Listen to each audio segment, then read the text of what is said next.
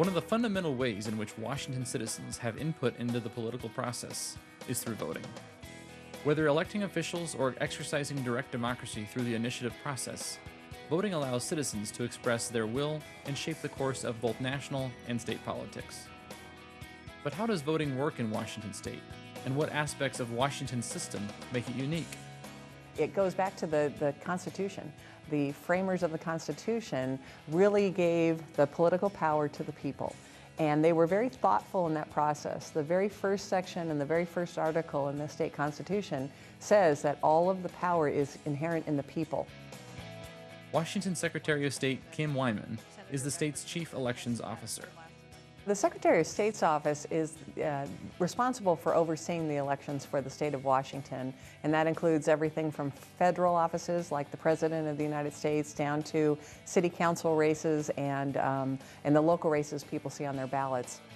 While the delegates to the state constitution placed emphasis on the power of the people, not all Washington citizens had the power to vote when the state constitution was adopted in 1889. 1910, for example, was when women got the right to vote in Washington state, and that was a full decade before the 19th Amendment was passed by Congress. Washington state was the fifth state to grant women the right to vote, and in large part was due to Emma Smith Devoe, who was really a pioneer and really felt passionately about giving women the right to vote.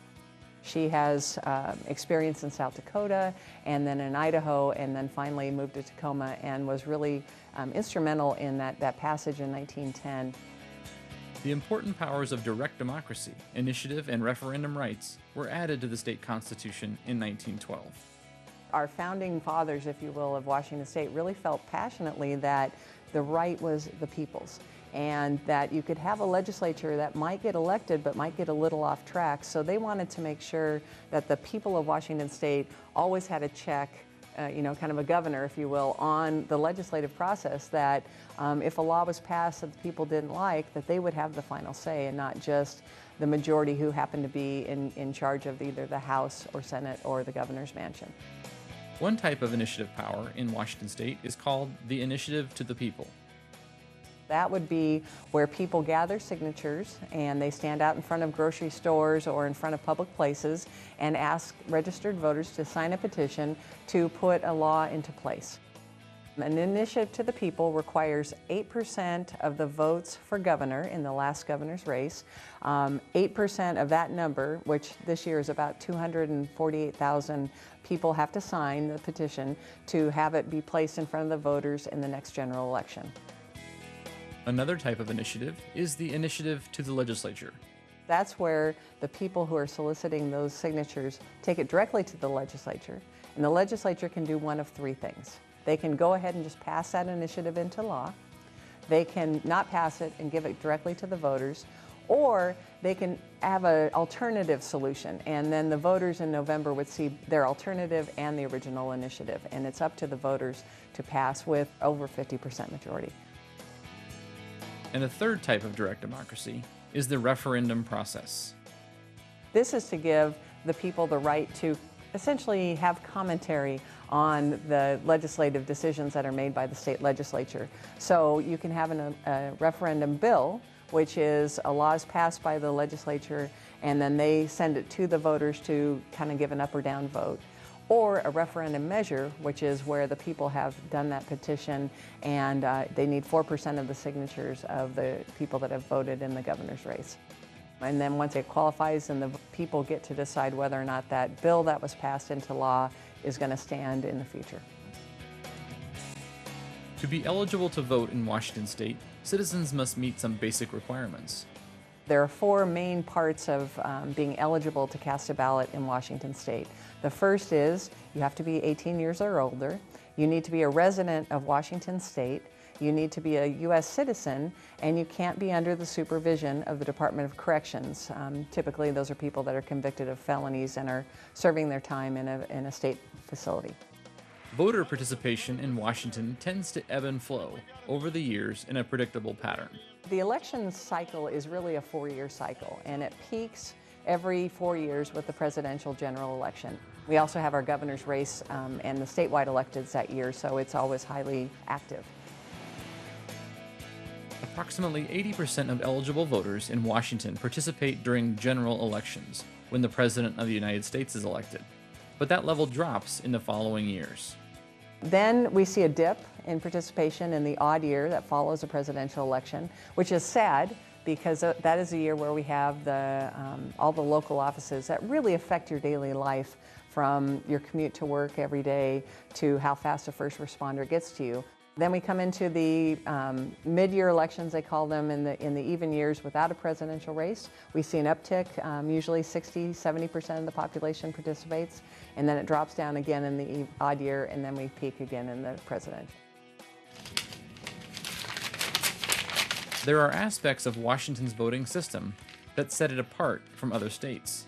In terms of voting in Washington state, we're a little unique compared to the rest of the country because we vote by mail in all elections, meaning every eligible voter is sent a ballot to their home to vote and return to their county elections office. So this is really kind of revolutionary.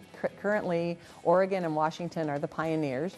We see it as a real benefit to voters. It's convenient, and we see high participation rates in Washington state, typically higher than every other state in the country when we have a similar elections. Another unique aspect is the top two primary system. So our current primary system is called the top two. And what that means is that a voter in the primary in August will get every single candidate who's on the ballot for that office, regardless of party. So they'll see Democrats and Republicans and Green Party and all the different parties and their preference for that party. And the voter can vote across party lines all through the ballot. And the top two vote getters in each race, regardless of party, advance to the general. Despite advancements in Washington's voting system, challenges remain for the state's election officials. I think that the biggest challenge facing us is really moving voting in Washington state into the 21st century and using technology to engage as many people as possible. How do we reach all of those different diverse communities and make sure that everyone who's eligible has the opportunity to register and vote? And that's really where we spend our time and really try to engage and get more people involved. So we have a representative government that really does reflect our state and our population. One challenge is trying to identify why some people don't vote. I've been in this business for over 20 years, and I've heard everything from my vote doesn't matter, it's not going to make a difference, to I'm too busy, I forgot about the election, or really there's nothing that piques my interest. While some people may wonder if voting matters, there are many examples in Washington history where a small number of votes made a big difference in state elections. We, of course, had a very high-profile election about 10 years ago for the governor's race. Out of almost 4 million votes cast, we had a difference in the two candidates of 133 votes after a final count, 2 recounts, and a court decision. A bond issue, which is money that's going to be used to build a new school in Tumwater School District a few years ago in Thurston County, for example. That decision was made by 1 vote. And the difference between having a new school and facilities for students in that district was changed because of participation of 1 person. So every vote does matter, and trying to impress that upon people is the biggest challenge, I think, that we have as election administrators. To learn how you can register and vote in Washington, visit the Secretary of State's website at www.sos.wa.gov.